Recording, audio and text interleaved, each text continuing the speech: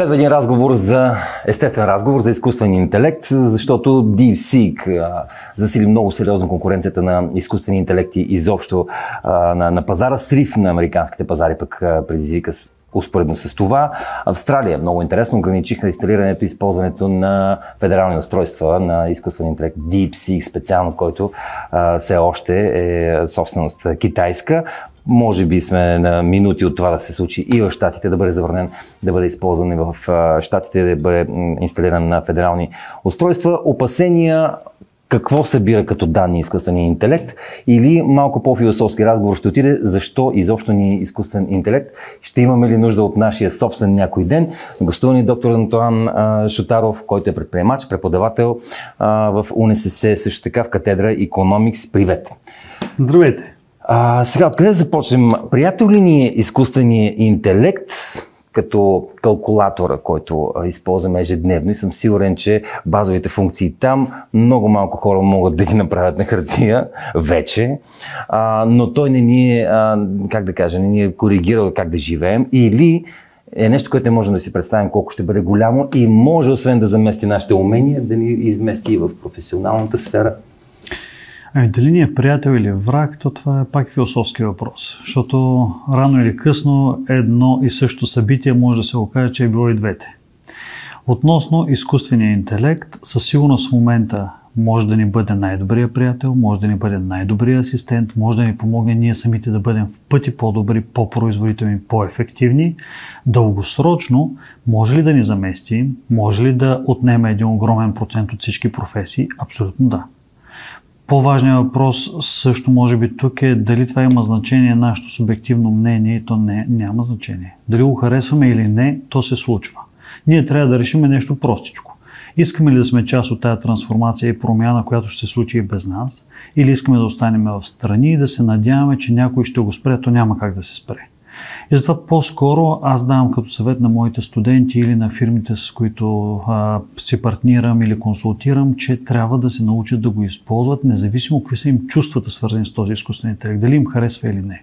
Защото неговите възможности не са ограничени. В момента могат да изглеждат ограничени до някъде, но в дългосрочен мащаб те са неограничени. И ви давам малко данни, за да не изглежда субективно мнение просто на един преподавател или човек, развиващ някои бизнеси. Реално една от най-големите и една от най-старите американски банки, Goldman Sachs, още преди 2 години каза, че според тяхната прогноза в годишния си доклад, до 5 години 300 милиона работни позиции в света ще изчезнат заради изкуствения интелект. И сега, какво значи 300 милиона? Трябва да му дадем някаква сравнимост. В света в момента работещите хора са малко над 3 милиарда. Значи 300 милиона е около 10%. И веднага ще ми кажете, той създава много нови работни позиции. Ще е абсолютно прав, създава. Според техния доклад, около 60 милиона ще са новите позиции, създадени в този същия период, т.е. нетна загуба 240 милиона. Около 8%. И ако почнем да броим, значи всеки 8 човек ще остане, да кажем, без работа. Заради изкуствения интелект. Това може да не ни се струва прекалено лошо, обаче ако пък решим да използваме анализа на Организацията за икономическо сътрудничество и развитие, ОИСР, най-голямата неправителствена икономическа организация в света, тя казва 25% до 5 години. Изведнъж става всеки четвърти. И искам да ви кажа, че всеки ден става все по-добър и може да прави все повече неща.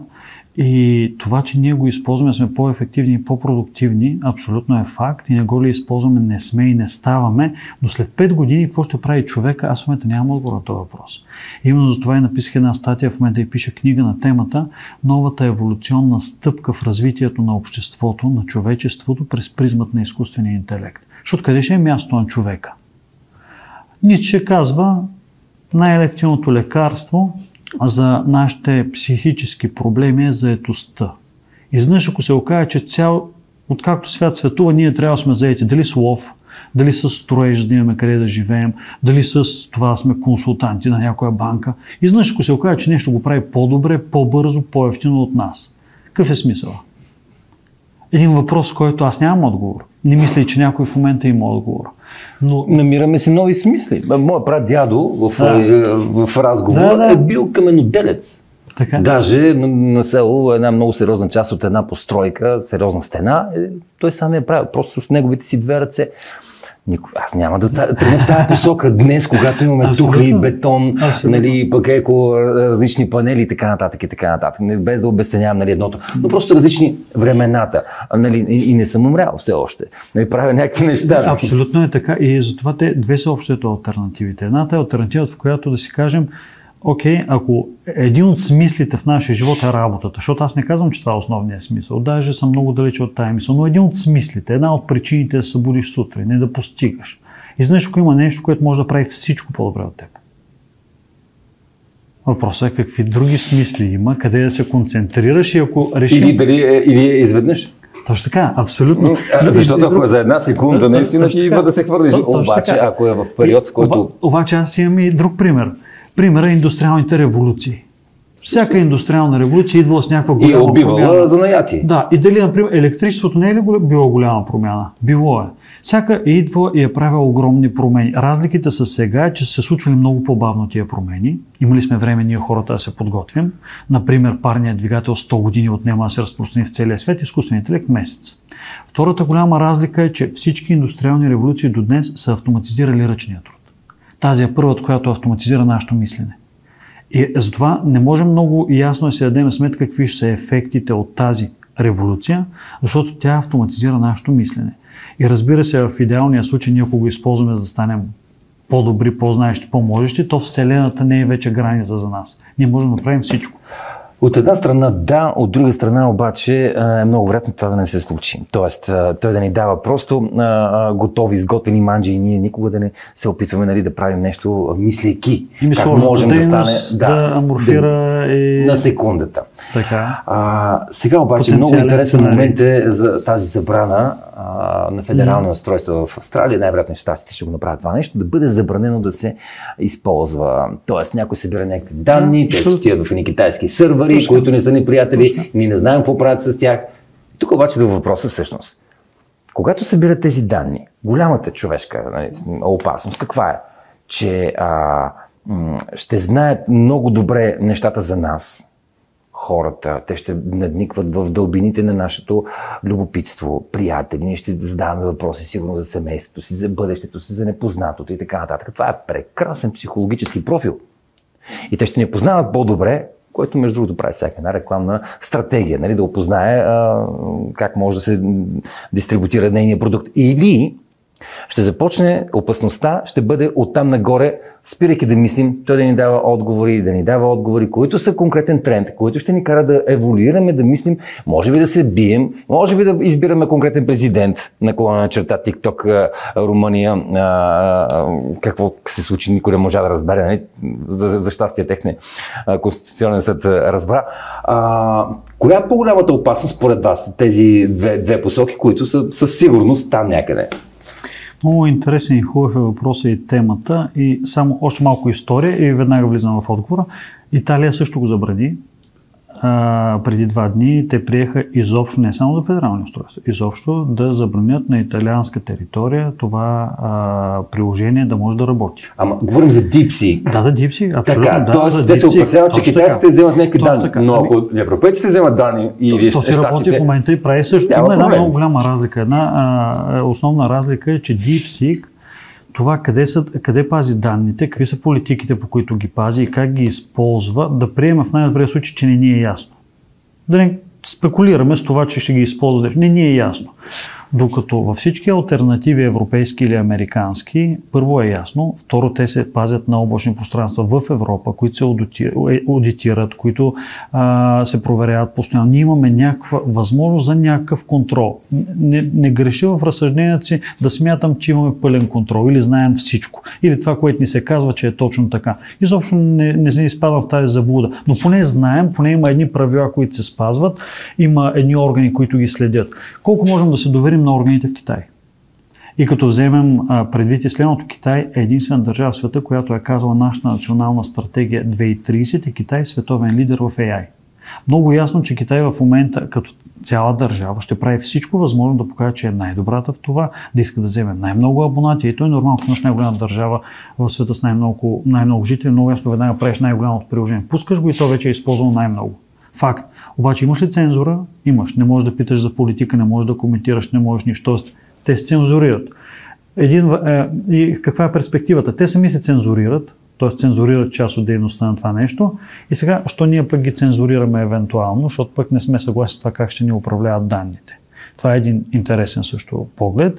И вече на въпроса, кое е по-притеснително? Данните са златото, данните са много важно. Но има много различни начини, по които могат тези данни да се използват срещу нас. Да почнем от някои от най-негативните. За мен най-крайен случай винаги е живота на човека. Смъртта. Ако знаят всичко за вас, може ли да нагласят така отговорите на чата, че хората с по-лабилна психика да ги насочат към самоубийства? Повярвайте ли, може. В момента има много федерални дела в Америка, дори че ChatGPT с начина на отговорите е мотивирал млади хора да посегнат на живота си. А ако решиш да го използваш това целенасочено като оръжие и то като имаш всички данни за профила на човека, а ти имаш всички данни, защото ние хората имаме дигитален отпечатък. Осъзнаваме или не, всяко нещо, което ние правим, то остава отпечатък. Фейсбук, Инстаграм, стати, участието ми тук, това е дигитален отпечатък. Този AI модел ще ме изучи, ще ме разбере силните, слабите страни, какво ми влияе, как ми влияе и може да започне на база, което и аз съм го натренирал, то да ми дава определени насоки на това как мисля, както вие казахте преди малко, и какви действия ще предприема. И що забраниха TikTok на определени места? Например, в Австралия, що го забраниха за под 16 или под 18 годишни? Ами защото TikTok кара младите хора да търсят този бърз допамин и тия 45-60 секунди да им е фокуса. И не могат да се фокусират повече. Освен това, данни. Това са милиарди тонове видеа. Какво може да се прави с тия данни? Пак с изкуствен интелект, едно софтуерче, което в момента може да симулира нашия разговор с вас, ако има само 30 секунди от това, аз как говоря и как изглеждам и вие как говорите и как изглеждате. Това в едно по-далечно бъдеще, но ако имаме изкуствен интелект психолог, той съвсем спокойно може да профилира абсолютно цялото население по полове. Веднага ви казвам, ние го имаме. То работи, то го има. И даже ви казвам, един от интересните стартъпи японски взе миналата година огромно финансиране за това да направи своя хуманоиден робот, който произвежда, да му сложи изкуствен интелект, за да бъде най-добрият партньор на човека. И наеха небезизвестният професор Джордан Питърсън, за да ги консултира как да направят психиката на този хуманоиден робот, който е с кожа и изглежда като хора, а не като от Star Wars или от някъде другаде, и да му сложим изкуствения интелект, който да ни познава, да отговаря така както искаме или не искаме, да ни стане перфектният партньор. И това се случва. Нямаш нужда от гадже, нямаш нужда да се сваляш, да ти е неудобно на първа среща, да се чудиш коя е правилната реплика. И най-лесното за младото поколение, можеш да слайпнеш или да натиснеш бутона, да изключиш и да блокираш. Това, което иска младото поколение. Бързо да започва или да приключва. И те им дават това. Бързото. И само извинявам се, защото е интересно, мисля, интегрираха вече в някои очила изкуствен интелект и буквално първо може да направите така, харесате си гадже. И връзвате изкуствен интелект да си говори с това гадже, докато организирате първа среща. Това се прави и в бизнеса, за да генерираш нови лидове, но може да го върнеш със социална мрежа и да ти генерира първа среща. Отиваш на първа среща и си кажеш, трябва вече там да покажеш себе си. Слагаш едни очила. Има една световна марка, която е доста разпознаваема, с изкуствен интелект, който ви говори в ухото с тези очила. Дамата говори, той ви дава отговор. Това сега е в ухото, а скоро ще бъде чип в главата. Илон Мъск, ако има не стартъп, ако има бизнес идея, която аз съм супер впечатлен от нея, това не е електроавтомобили, защото те са много преди Илон Мъск и това, че той е купил такава малка компания, която заради своите бизнес умения е успял да направи световния лидер. Това, че с SpaceX е постигнал невероятни резултати, страхотно, обаче чипа. Neuralink. Това е компанията, която най-много впечатлява на Илон Мъск, защото той казва, ние ще се борим с Алцхаймер, казва, ние ще се борим с деменцията, обаче по същия този начин, този същия чип може да прави всякакви други неща. Кои са професиите, които ще изчезнат? Ще изчезне ли сега вашата професия? Представете ли си го това нещо, да може AI да ви замести в това, което правите? Това е въпрос, който задавам на хората, които аз срещам последните 2 години. Как се чувствате в обратната посока? И е много хубав този въпрос. Аз ако съм на тях на място, т.е. ако отговоря като тях, ще кажа не. Няма как. Тя ми е толкова сложна, толкова специфична, толкова различна, всеки ден е толкова различен, то не може да се нагласи. Буквално това е отговора, който получавам последните 2 години с всеки, който си говори, аз от една страна го разбирам. Човек иска ли като е дал 15, 20, 40 години от живота си, да осъзнае, че има едно нещо, което е машина и което може повече от него сега веднага. Човек не иска да си е загубил живота и аз го разбирам. Но сега трябва да махнем малко емоцията и да вкараме логиката и разума. Моето лично убеждение е, че след не повече от 5 години, някъде по света, в България може да е след 7 или след 10, професиите, които съществуват към днешна дата, на 70-90% ще са автоматизирани от изкуствения интелект, много от тях ще са изчезнали вече. Ще се създадат ли нови? Ще се създадат. Да се пазят всички водопроводчици, защото идва AI, да се пазят хората, които седят и берат картофи, защото идва AI. Това между другото... Кои са наистина професии? Това е много интересно и много ви благодаря, че така повдигате точно и този разговор, защото цял живот, поне на мен, общността, в която съм израснал, ми казва: учи, за да работиш хубава професия и да имаш възможности, защото като дойдат роботи, те ще вземат този ниско квалифицирания труд и няма да имаш работа и какво ще правиш. Сега изведнъж какво се оказа? Дойде изкуственият интелект и първо взе високо квалифицирания труд. Първо взема финансови консултации, маркетинг специалисти, обучители, анализатори, всичко това го взема веднага. Не взема човек, който ще ви лепи плочките в банята. Нали? Обаче, ако сме достатъчно разумни в това да не се радваме просто на чуждото нещастие, именно ако ние сме плочкаджията, да се радваме на това, че финансовия консултант в Уолл Стрит вече няма работа, трябва да осъзнаем, че след 10 или 15 години тия масови роботи, които ще се произведат с изкуствен интелект, те ще могат да правят абсолютно и картофите да ги сеят, и да ги копаят, и плочките да ги лепят, ще ги правят 24/7, без да са в болничен, без да искат заплата и без нищо. И това време идва. Дали ще е след 7 години, дали ще е след 10, дали ще е след 12, не знаем, но той идва. Има една много хубава теория, която свързва уменията на нашия мозък сравнява ги с уменията на компютрите за бързо работа, реално на процесорите. И има една мерна единица, нарича се петафлоп. Това е броя операции, които нашия мозък извършва за една секунда. Един петафлоп, реално смята се, че един човек, който е с нормални възможности, не е гений, е между 1 и 10 петафлопа, т.е. 1 по 10 на 15, 2 по 10 на 15 или 10 по 10 на 15 операции за една секунда. Това е в момента. Смята се, че гениите правят 30 до 50. Гениите. Изкуственият интелект в момента е на ниво 10-20, в следващите години се очаква да е на ниво 50 и след това геометрична прогресия не е ограничено. Следователно, относно мисленето, чисто това е физика, това не е субективизъм. В следващите 5 до 10 години би трябвало това нещо не просто да е по-умно от нас, да е, не знам кое е числото, не знам толкова голямо число, пъти по-умно от нас. Какво ни остава тогава? Да се подготвяме, да го опознаваме, да можем да го държим на каишка, да сме му приятели, то да бъде новото куче на човека, генерално, еволюционно, да пази, да знаем как работи, да му кажем: ето ти храна, ето ти колипка, ето ти каишка, обаче не отивай по-далеко от и моля те, нали, не изяждай котката, която също обичаме. Това ли са бъдещите професии? Това ли е бъдещето? Какво казвате на вашите студенти? На моите студенти, първото нещо, което казваме, трябва да сте информирани. Трябва да сте информирани. Защото ако си заравяме главата в пясъка, като щрауса, и се надяваме, че това ще отмине, просто ще загубим конкурентно способност, загубим време. То ще отмине, но може да мине през нас. Точно така. Това, което им казвам, първо информираност, второ започвайте да се учите да използвате изкуствен интелект за всяко нещо в живота ви. Защото това е бъдещето и ще се използва и колкото по-рано започвате да се учите, толкова по-добре. Това е второто нещо, което им казвам. Третото нещо, което им казвам, е да мислят от дори егоистичен характер да проистичат, да имат бъдеще и професия и работа, да мислят за бизнеси, които те могат да направят. Защо? Вие работите в маркетинг агенция и след година, 2-3 пише всички постове, прави всичките кампании, прави всичките реклами. Работите в обучителен център. Обучава след 3-5 години по-добре от всеки един от вас. Работите в кол-център също, каквото и да е било. Обаче, ако имате собствен бизнес, колкото и да е трудно да направите собствен бизнес, ако има ползвател на този собствен бизнес, вие сте добре. Разбира се, няма как всички хора на света да имат собствен бизнес. Обаче аз в момента се грижа за моите студенти и моята цел е те да са добре.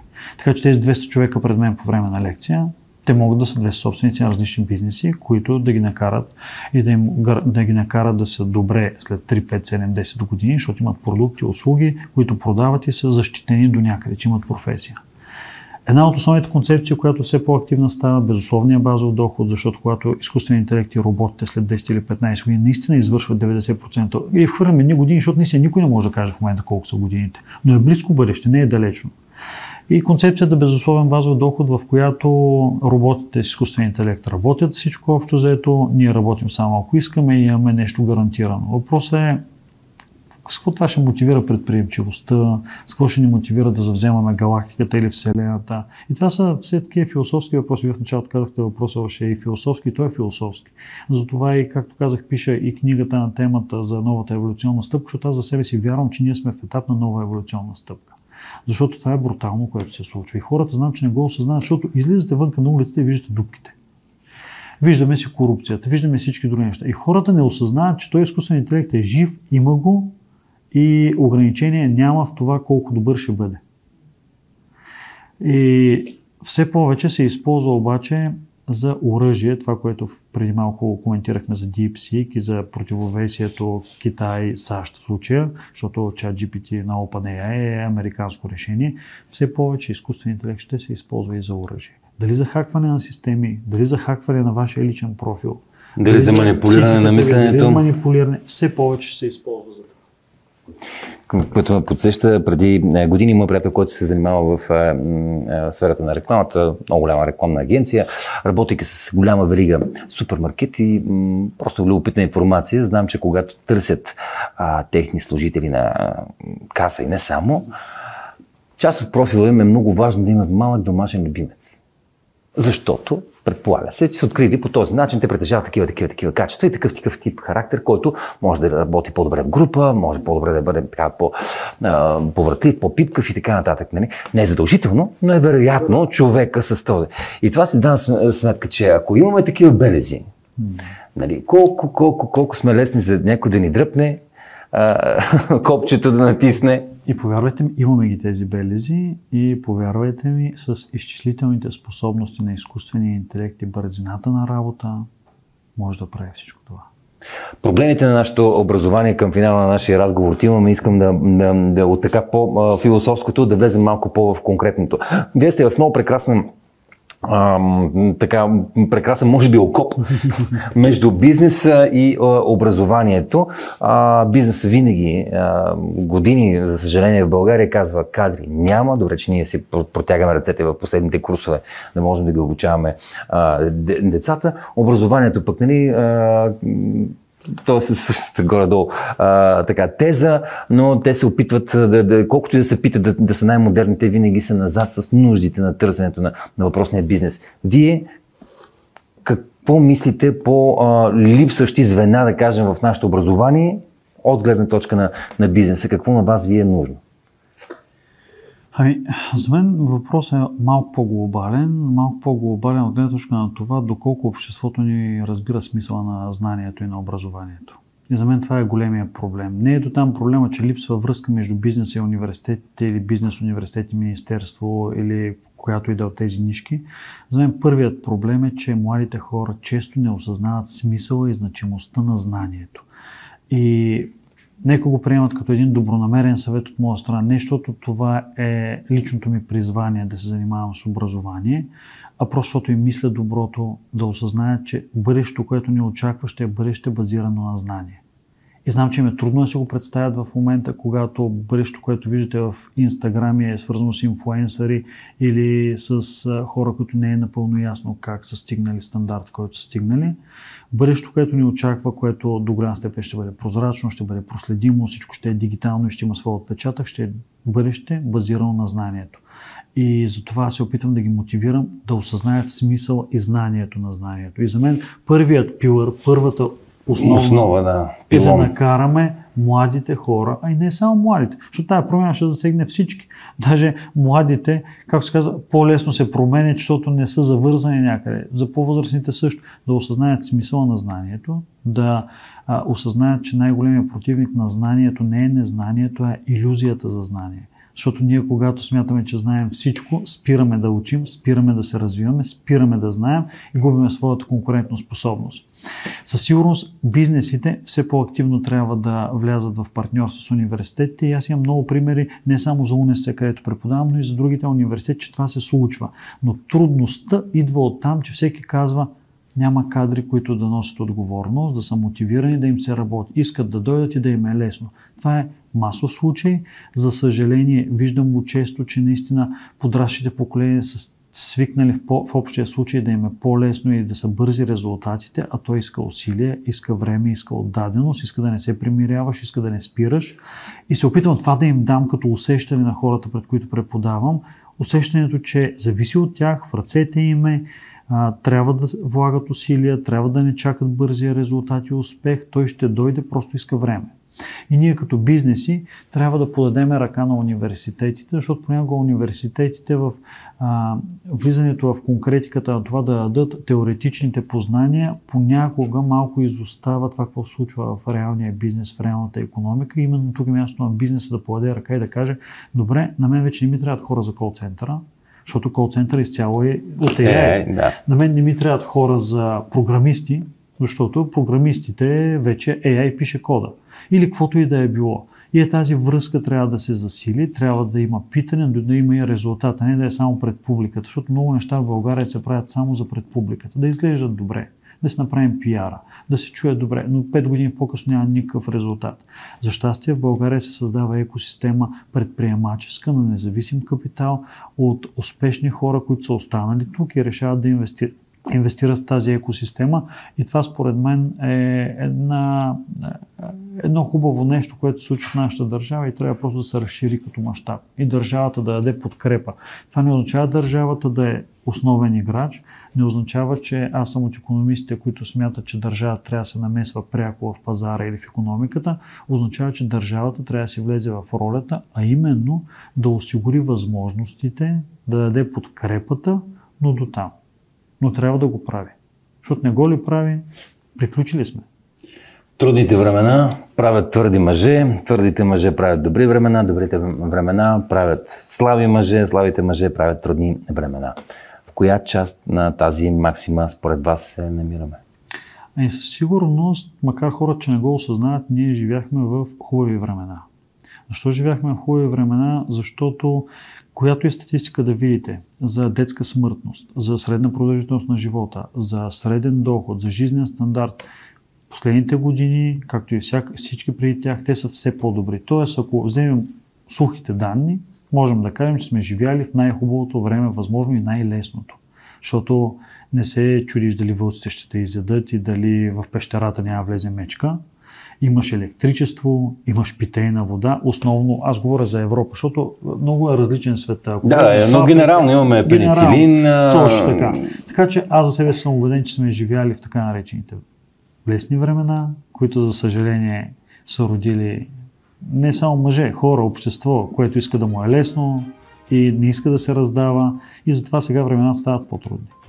Но пък това ще роди отново по-твърди мъже, хора, които да ги решават.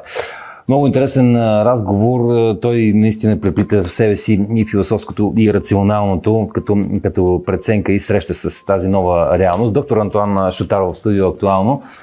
Вашето мнение, всъщност няма значение, може да пуснете някой бот да го напише, сигурен съм, но в едно обобщение за бъдещето, може би трябва да се гушкаме с изкуствения интелект и да се опитваме да бъдем приятели възможно най-скоро и най-бързо, за да знаем точно как израста той, като едно малко детенце, може би, върху което трябва да бдим как израства под наша грижа. Моля, оставете вашите коментари, знаете, че винаги ги ценим.